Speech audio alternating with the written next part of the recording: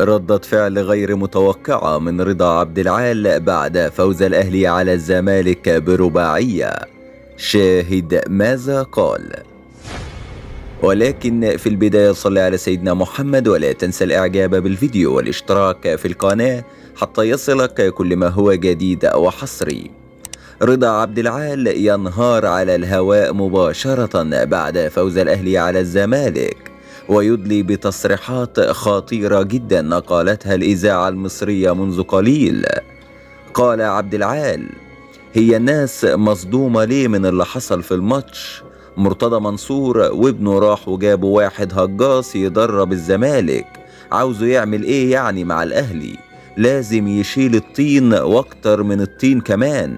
يا جدعان انا هتجنن، انا عمري ما شفت فجر تدريبي بالشكل ده. مدرب الزمالك اللي اسمه أوسوريو ده لازم ياخد شنطته ويروح، ما يقعدش دقيقة في مصر.